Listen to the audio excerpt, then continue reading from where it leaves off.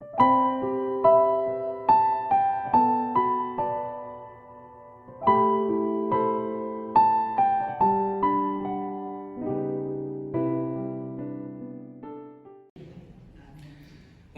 요한복음 12장 1절로 3절까지 말씀을 본문으로 해서 그리스도의 향기라는 제목으로 주님이 주신 은혜의 말씀을 함께 나누려고 합니다.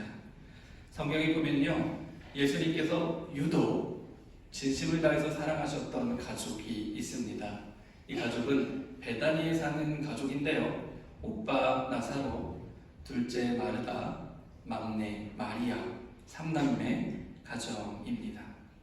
그런데요, 요한복음 11장을 보면 오빠 나사로가 그만 중한 병에 걸려서 거의 죽을 위기에 처하게 됐습니다.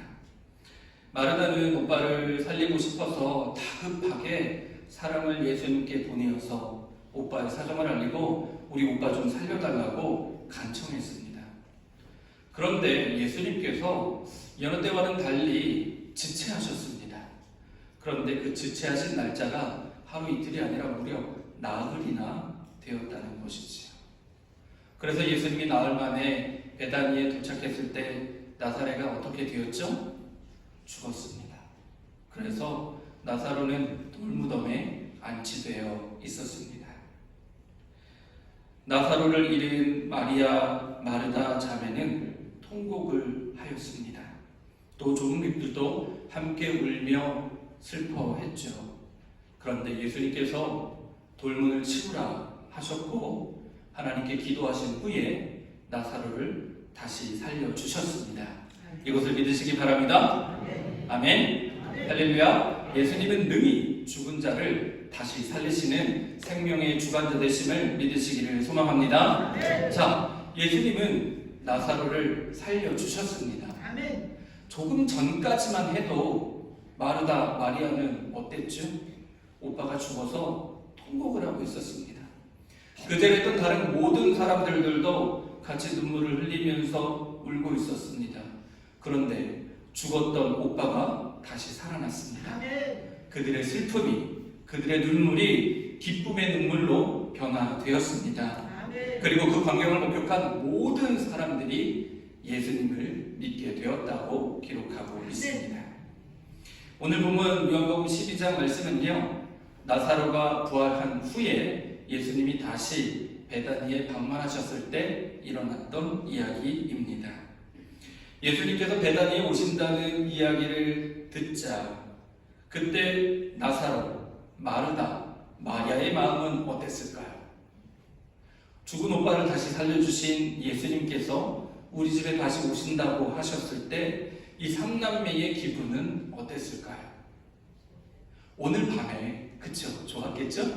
오늘 밤에 예수님께서 여러분의 가정에 찾아오신다고 하시면 여러분의 마음은 어떠시겠습니까? 여러분은 무엇을 준비하시겠습니까? 나사로가 죽었다가 살아나기 전부터도 세 남매는 예수님을 너무나 좋아했습니다. 그래서 예수님이 자기 집에 오시면 예수님께서 씻을 물도 준비해드리고 먹을 음식도 준비해드리고 그리고 잠자리도 준비해드리고 그렇게 예수님을 극진히 모셨습니다. 이유는 하나입니다. 예수님을 사랑하기 때문입니다. 그런데요, 예수님께서도 세 남매를 무척이나 사랑하셨답니다. 요한복음 11장 5절에 보면요, 사도 요한이 예수님께서 이 3남매를 얼마나 사랑하셨는지 친히 기록해 놓았습니다. 예수께서는 마르다와 그의 자매와 나사로를 사랑하셨다. 얼마나 사랑하셨는지 사도 요한이 예수님의 이야기를 복음서에 기록하면서 예수님께서 나사로와 마르다와 그의 자매를 사랑했다라고 기록해 놓았다는 것입니다. 그런데요, 예수님께서 죽었던 오빠를 다시 살려주셨습니다. 예수님께서 자신을 살려주셨습니다. 감사한 마음이 얼마나 크겠습니까? 그 기분이 얼마나 좋았겠습니까? 예수님께서는 생명의 은인 그 이상이었고, 아니 예수님께서는 하나님 그 자체였습니다. 예수님은 이 3남매에게 누가 뭐라고 해도 메시아, 구세주였습니다. 그런데 예수님께서 베다니에 오신다고, 자기 집에 오신다고 하셨으니 가만히 있을 수 있었겠습니까? 마리아, 마르다, 나사로 3남매와 온 마을 사람들은 예수님을 위해서 성대한 잔치를 열었습니다. 예수님께서 오시니 장례를 치러야 했던 동네에서 잔치가 일어나게 된 것입니다. 간절히 바라기는 여러분의 삶에, 여러분의 가정에 예수님이 임재하심으로, 예수님이 찾아오심으로 말미암아 여러분의 하루에도, 여러분의 오늘에도 성대한 잔치가 있기를 주님의 이름으로 간절히 축원합니다. 자, 세 남매는 예수님을 무척이나 사랑해서 각자가 할 수 있는 최선을 다해서 예수님을 향한 사랑을 표현해 드렸습니다. 먼저 마리아는요, 무엇을 했을까요? 마리아는 예수님이 집에 오셨을 때 필요한 모든 것들을 다 준비해 드림으로 예수님을 섬겼습니다. 마리아는 요리를 잘했던 것 같습니다. 그래서 예수님과 예수님의 제자들이 먹을 음식을 정성껏 요리해 드렸고, 또 예수님이 주무실 방을 잘 정리해 드리고, 침구를 준비해 드리고, 예수님이 씻으실 물을 또 준비해 드렸습니다. 이렇게 마르다는 정성을 다해서 예수님을 섬겨드렸던 것이지요. 혹시 여러분 가운데 예수님을 사랑하는 분들이 계시다면 마르다처럼 예수님을 섬기시기를 소망합니다. 여러분이 예수님께 받은 은혜가 얼마나 큰지 깨달으면 아마 가만히 있을 수 없을 것입니다. 내가 예수님을 위해서 할 수 있는 일, 가장 잘하는 일을 통해서 예수님을 섬기시면 됩니다. 주일날 식사를 준비하시면서, 안내위원으로 인사하시면서, 또 여러 모양으로 속회를 섬기고 일터를 섬기고 가정을 섬기시면서 그렇게 예수님을 섬겨 나가는 것이 마르다처럼 예수님을 섬기는 삶이라는 것입니다. 예수님을 사랑하신다면 지금 내가 가장 잘할 수 있는 일을 위하여서 예수님을 위해 잘 감당하시기를 다시 한번 간절히 축원하고 소망합니다. 자, 오빠 나사로는 그럼 무엇을 했을까요? 오빠 나사로는요, 말씀해 보면 예수님 곁에 앉아 있었다고 합니다. 분명히 자기는 병에 걸려서 죽었는데 의식이 돌아오고 정신이 차려진 것입니다. 자기가 다시 살아난 것입니다. 아마 믿기지 않았을 것입니다. 그러니 그 감사한 마음이 얼마나 컸겠습니까? 그래서 예수님 곁을 잠시도 떠나지 않고 싶었을 것입니다. 예수님 앉은 자리 옆에 찰싹 붙어서 앉아가지고 이런저런 이야기를 물어봤겠죠. 예수님, 저를 어떻게 살리셨습니까? 제가 어떻게 살아난 것이죠? 분명히 저는 죽었었는데 제가 왜 여기 있는 것입니까? 라고 하나하나 예수님께 물어보며 예수님의 말벗이 되어드리고, 또 예수님이 식사를 하시다가 모자란 것이 있으면 보충해드리고, 물을 마시고 싶으시면 물컵에 물잔을 따라드리면서 옆에서 예수님 시중을 들어드렸을 것입니다. 이것은 당연하고 마땅한 일입니다. 사랑하는 사람이 곁에 있으면 항상 같이 있고 싶어집니다. 함께 있으면서 온 마음을 다해서 그 사람을 섬길 것입니다. 오죽하면, 사랑하면 결혼하겠습니까? 결혼한다는 것은 평생을 같이 있고 싶은 마음의 표현 아니겠습니까? 그렇기 때문에 나사로의 심정도 이와 같은 심정이었습니다. 예수님과 떨어지지 않고 싶었던 거죠. 예수님과 계속 붙어 있으면서 예수님 곁에서 사랑해드리고 섬겨드리고 싶었던 마음이 바로 나사로의 마음입니다.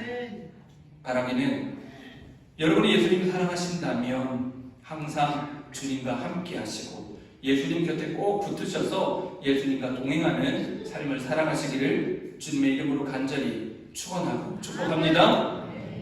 자, 그렇다면 마리아는 무엇을 했을까요? 마리아도 예수님을 사랑했는데 사랑하는 예수님을 위해서 마리아는 무엇을 어떻게 했을까요? 마리아는요, 예수님을 위해서 무엇이라도 하고 싶은데 자기는 언니보다 요리도 못하고, 또 예수님 옆에 앉아있고 싶은데 예수님 옆자리는 오빠가 앉아있으니 나도 뭔가 예수님을 위해서 하고 싶은데 뭔가 딱 떠오르지 않는 것입니다. 그래서 이런 고민 저런 고민을 하다가 갑자기 딱 생각나는 게 있었으니 그게 바로 순전한 나드 향유옥화 향유이었습니다.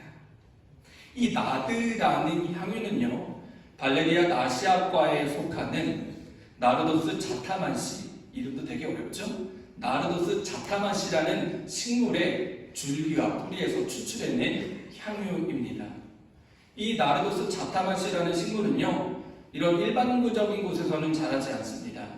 해발 3,000에서 5,000m 정도 되는 아주 높은 곳에 히말라야 산맥에 나는 식물이었기 때문에 이스라엘 땅에는 자라지 않는 식물이었습니다. 그렇기 때문에 이 향유는요, 모두 다 수입을 해야만 하는 아주 귀한 그런 예물이었습니다. 그리고요, 오늘 성경 본문에 보면 이 순전한 나드 한근이라고 표현했는데, 한근이라는 양이 어느 정도 되냐면, 여러분 커피 드실 때 종이컵 사용하시죠? 그 종이컵 2컵 정도의 분량이 한근 정도가 됩니다. 그런데 그 2컵 분량의 이 향유가 얼마나 되냐면 무려 4천만 원이나 되는 아주 귀한 예물이었습니다. 오늘 교회 들어오실 때 아마 다들 시향을 해보셨을 겁니다. 이렇게 손등에 크림을 발라가지고 아마 냄새들을 맡아보셨고, 그 향기가 지금 손에 남아있으실 텐데, 여러분이 맡고 있는 그 향기가 바로 이 순전한 나드 향유의 그 향을 재현해서 지금 여러분에게 이제 맡게 해드리는 그런 향유입니다. 이 향유 옥합은 이스라엘 여인들이 결혼을 위해서 반드시 준비해야 하는 아주 중요한 예물이었습니다. 이스라엘 여인들이 결혼식을 치르고 나서 첫날 밤에 이 향유 뚜껑을 열어가지고 몇 방울을 신랑에게 발라주었다고 합니다. 그리고 나머지는 잘 보관했다가 먼 훗날 남편이 죽었을 때, 남편의 장례를 치러줄 때 남편의 시신에다가 발라주어서 남편의 시신이 부패하는 냄새를 향유로 대신했다고 합니다. 그렇기 때문에 이스라엘 여인들에게 이 향유를 준비한다는 것은요, 결혼을 준비하는 것이고 자신의 인생을 준비하는 것과 같았습니다. 그런데 마리아는 사랑하는 예수님께 가장 좋은 것을 드리고 싶어서 자기에게 가장 소중한, 어쩌면 자기의 인생이 담겨있는 순전한 나드 향유옥합을 예수님께 드리기로 결심한 것입니다. 이는 방금 말씀드린 것처럼 마리아의 인생 전부, 앞으로의 결혼 생활 이후의 모든 삶을 주님께 드리는 것과 같은 그런 헌신이었습니다. 그리고 마리아는 4천만 원이 넘는 이 순전한 나드 향유 옥합을 깨뜨려서 예수님 발에 붓고 자기 머리카락으로 예수님의 발을 닦아드렸습니다. 마리아는 왜 이런 행동을 했을까요? 아무리 예수님을 사랑한다고 한들 어떻게 이런 이해할 수 없는 행동을 했을까요? 가룟 유다의 말대로 이 순전한 나드 향유값을 팔아서 돈으로 바꿔가지고 가난한 사람들을 돕는다든지, 아니면 정말 예수님을 사랑하면 예수님이 드시고 싶어하는 맛있는 음식을 사드린다거나, 아니면 예수님이 매일 옷을 하나만 입고 다니시니까 예수님 옷을, 좋은 옷, 좋은 신발을 여러 벌 사드린다든지, 아니면 예수님과 예수님의 제자들이 이스라엘 전역을 다니시면서 전도 여행을 하시니까 전도 여행에 필요한 재정을, 물질을 이렇게 후원해 드리면 이것보다 더 경제적이고 효과적인 일이 어디 있겠습니까? 그런데 마리아는 그렇게 하지 않고 향유를 예수님 발에 다 부어서 머리카락으로 예수님의 발을 닦아드렸습니다. 이 말씀을 읽던 당시의 사람들은 이 말씀이 무엇을 의미하는지 어느 정도 짐작을 하고 있었습니다. 우리 대한민국 사람들은 알지 못하는 어떤 무언가가 이 마리아의 행동 가운데 숨겨져 있다는 것이지요. 마리아는 일전에도 예수님께서 집에 찾아왔을 때 언니 마리아를 돕기보다는 예수님 발 곁에 앉아서 예수님의 말씀을 듣곤 했습니다. 누가복음 10장 38절 39절을 읽어드리겠습니다. 그들의 길을 가다가 예수께서 어떤 마을에 들어가셨다. 마르다라고 하는 여자가 예수를 자기 집으로 모셔들었다. 이 여자에게 마리아라고 하는 동생이 있었는데 마리아는 주님의 발 곁에 앉아서 말씀을 듣고 있었다. 여기서 39절에 주님 발 곁에 앉아서 라는 표현은요, 이스라엘 사람들에게는 어떤 의미냐면요, 랍비가 제자들에게 말씀을 가르칠 때 제자들이 랍비, 선생님의 발 곁에 앉아 있었다라고 표현을 했다는 것이죠. 그래서 누군가가 다른 사람의 발 곁에 앉아 있다라는 표현은 지금 말씀을 배우고 있구나라고 이해를 한다는 것입니다. 그러니 이 마리아가 주님의 발 곁에 앉아서 말씀을 들었다는 것은요, 예수님께 말씀을 배웠다는 뜻이고, 예수님도 마리아를 예수님의 제자 중에 한 사람으로 인정해 주셨고, 그래서 예수님 발 곁에 앉아서 말씀을 배우는 것을 허락해 주셨다는 것입니다. 그러니 마리아는요, 마르다 언니를 돕기보다는 예수님 발 곁에 앉아서 늘 말씀을 듣고 배웠습니다. 말씀을 들으면서, 말씀을 배우면서 무엇을 배웠느냐? 이것입니다. 예수님이 이스라엘 백성들이 그토록 간절히 기다리는 메시아라는 것입니다. 그리고 하나님 나라가 이제 곧 올 것이다 라는 말씀을 배웠습니다. 마리아는 예수님을 통해서 배웠기 때문에 예수님이 하나님께서 보내신 메시아라는 것을 믿었습니다. 심지어 예수님께서 죽었던 오빠를 다시 살리지 않으셨습니까? 자기 목전에서 자기 두 눈으로 오빠가 살아나는 것을 보았으니 예수님이 메시아가 아니고 누가 메시아겠습니까? 세상 사람들이 다 반대해도, 다 아니라고 해도 마리아에게는 예수님이 메시아, 구세주였습니다. 그런데요, 마리아는 한 가지 의문이 들었습니다. 예수님이 분명히 메시아신데 왜 기름 부음을 받지 않으셨을까? 메시아라면 기름 부음을 받으셨어야 하는데 왜 아무도 예수님께 기름 부어주지 않으시고 기름 부음을 받으셨다는 걸 본 사람도 들은 사람도 없었을까라는 의문이었습니다. 메시아라는 말은요, 히브리어로 마시아흐라는 단어입니다. 그리고 그리스어로는 크리스토스라는 단어인데요, 마시아, 크리스토스는 둘 다 기름 부음 받은 자라는 뜻을 가지고 있습니다. 구약 성경에도 미가 선지자, 요엘 선지자, 이사야 선지자 등을 통해서 이스라엘 백성들을 구원할 구세주, 메시아가 오신다라고 예언을 해놓았기 때문에, 그래서 이스라엘 백성들은 구세주를 메시아라고 불렀고 메시아를 기다렸던 것입니다. 그런데 왜 하필 구세주를 다른 단어가 아니라 메시아라고 불렀을까요? 메시아라고 부른 데는요, 특별히 이스라엘 왕들의 대관식과 관련되어 있습니다. 이 의미를 알기 위해서는 이스라엘 왕들이 대관식을 어떻게 치렀는지 알 필요가 있는데요, 이스라엘 왕들은요, 전통적으로 왕이 될 때 왕관을 쓰지 않았습니다. 우리나라 사극이나 다른 영화나 드라마들, 다른 나라 왕들의 대관식을 보면 주로 왕들이 왕관을 쓰면서 왕이 되지 않습니까? 그리고 왕관을 쓰면 백성들이 막 기뻐하고 박수치고 왕에게 만세삼창하고 그럽니다. 그런데 이스라엘 왕들은요, 왕이 될 때 왕관을 쓰지 않았습니다. 그 대신 무엇을 했느냐? 거룩한 관유라고 하는 하나님께서 만들라고 명령하신 거룩한 기름을 머리에 부어주었다는 것입니다. 그래서 왕에게 기름을 부어주면 그 기름이 몸을 타고 흐르면서 왕에게 향기가 났다는 것이죠. 기름 부음을 받은 왕이 다닐 때마다 나는 그 향기가 바로 왕에게는 왕관 역할을 했고 사람들에게는 왕의 상징이 되었다는 것입니다. 그래서 이스라엘 왕들은요, 1년에 몇 차례씩 자기 몸에 향유를 뿌리고 행차를 다녔습니다. 그러면 백성들은 왕관을 쓰지 않아도 그 향기가 났기 때문에 저분이 우리의 왕이시다라고 알 수 있었던 거죠. 그런데 이것을 모르는 유대인들은 거의 없었다는 것입니다. 그래서 마리아가 예수님께 기름을 붓는다는 것이 어떤 의미인지 다들 짐작할 수 있었던 거죠. 마리아는 예수님께서 메시아이심을 온 세상 사람들에게 알려주고 싶었던 것입니다. 그래서 자기가 가지고 있는 향유감을 깨뜨려서 예수님 발에 붓고 발을 닦아드림으로 자기 나름대로의 메시아 예수님의 대관식을 치러드린 것입니다.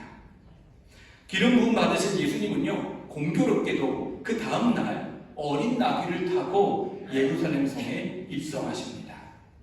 어린 나귀를 타고 예루살렘 성에 입성했을 때 이스라엘 백성들이, 예루살렘 사람들이 뭐라고 외쳤습니까? 호산나, 다윗의 자손이여, 여호와의 이름으로 오시는 이여 우리를 구원하소서라고 외쳤습니다. 호산나, 다윗의 자손이여, 여호와의 이름으로 오시는 이여 우리를 구원하소서라고 외쳤다는 것입니다. 사람들은 이 장면을 보면서 열왕기상 1장 38절에서 40절에 기록된 솔로몬 왕의 대관식 장면을 연상할 수 있었습니다. 제가 읽어드리겠습니다. 사독 제사장과 나단 예언자와 여호야다의 아들 브나야와 그렛 사람과 블렛 사람이 내려가서 솔로몬을 다윗 왕의 노새에 태워서 기온으로 데리고 갔다. 사독 제사장이 장막에서 기름을 넣은 풀을 가지고 와서 솔로몬에게 기름을 부었다. 그리고 풀납탄을 부니 모든 백성이 솔로몬 왕 만세하고 외쳤다. 모든 백성이 그의 뒤를 따라 올라와 피리를 불면서 열광적으로 기뻐하였는데 그 기뻐하는 소리 때문에 세상이 떠나갈 듯 하였다. 이스라엘 백성들은 솔로몬 왕의 대관식 장면을 말씀을 통해서 기억했습니다. 솔로몬 왕이 될 때 기름 부음을 받았고 어린 노새를 타고 성으로 들어갈 때 백성들은 기뻐하며 환호하였습니다. 예언에 따르면 메시아는 다윗의 자손이었습니다. 그렇기 때문에 다윗의 자손이신 예수님께서 마리아가 부은 기름 부음을 받고 어린 나귀를 타고 예루살렘 성에 들어갔은 건요, 메시아의 대관식이고 메시아의 행렬과 같았다는 것입니다. 이처럼 하나님께서는 예수님을 향한 마리아의 사랑을 통해서 예수님이 메시아 되심을 온 세상에 선포하셨던 것입니다. 또한 예수님은 가룟 유다가 마리아의 행위를 책망할 때에 오히려 마리아를 감싸주시면서 마리아의 향유옥합은 당신의 장례식을 위해서 준비한 것을 쓴 것이라고 감싸주시고 그렇게 말씀해 주셨습니다. 이를 볼 때 예수님을 향한 마리아의 사랑은 자신의 전부를 내어드림으로써 메시아 예수님의 대관식과 함께 구세주 예수님의 십자가에 달려 돌아가시는 그 거룩한 장례식을 모두 다 치러드리는 거룩한 예배였다는 것이지요. 사랑하는 성도 여러분, 마리아의 기름 부으심은 예수님을 향한, 예수님만을 위한 자신의 전부를 내어드린 전적인 사랑이었습니다. 간절히 바라기는 여러분의 그 마음이 마리아의 마음과 같았으면 좋겠습니다. 마리아의 전적인 사랑이 여러분의 마음 가운데 충만하기를 소망합니다. 그래서 우리 장애교회 모든 성도님들의 마음 가운데 이 마리아의 사랑, 그리스도의 향기가 충만하기를, 그래서 온 세상 사람들이 우리 장애교회를 바라볼 때 그 사랑이 충만한, 예수 그리스도의 향기가 충만한 교회라고 인정했으면 좋겠습니다. 그렇게 되기를 간절히 소망하고 축복합니다.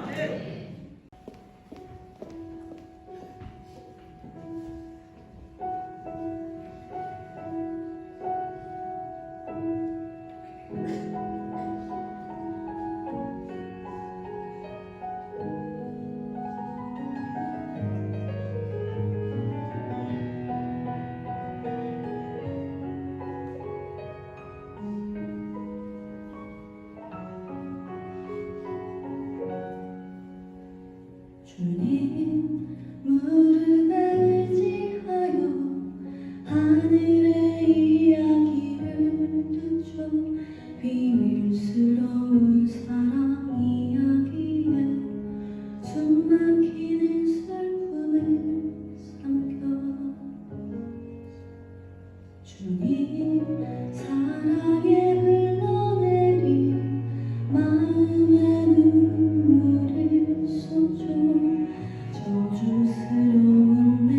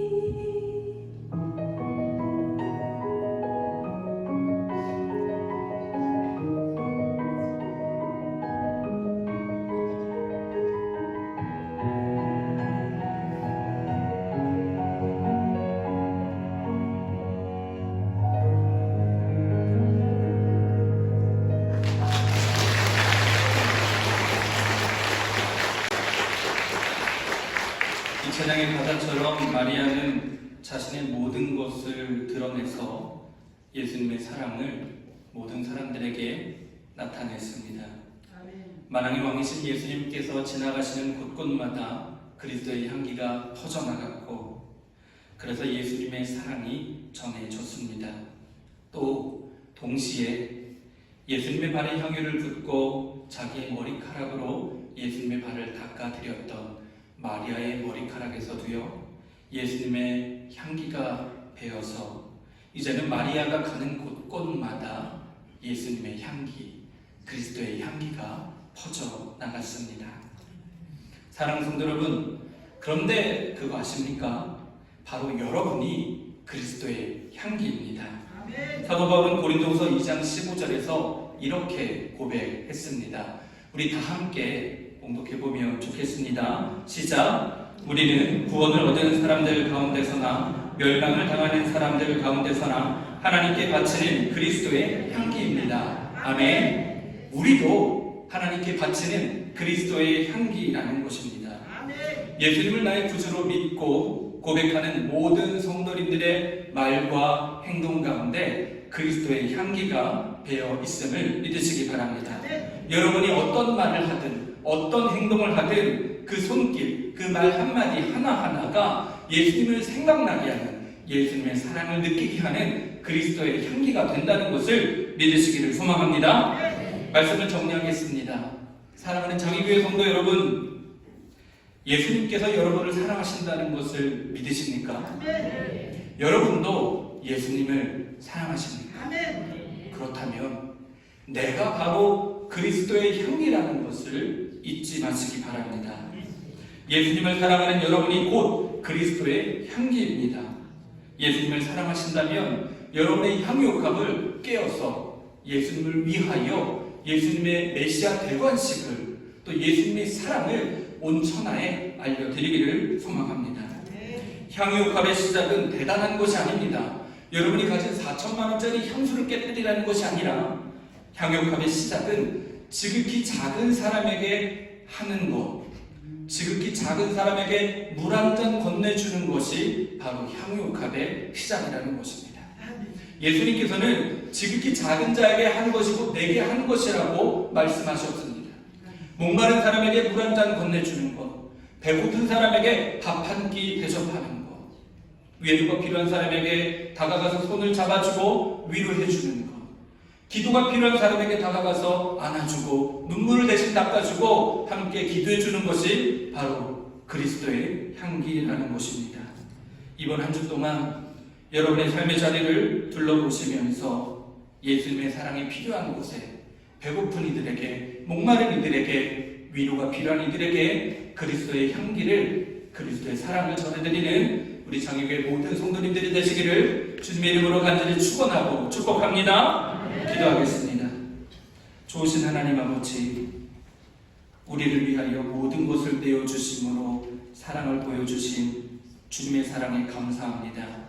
우리도 그 사랑을 본받아 주님의 향기가 되기를 소망하오니 우리 마음에 주님의 향기가 가득하게 해주시고 주님의 사랑이 우리를 통해 흘러나게 하여 주시옵소서.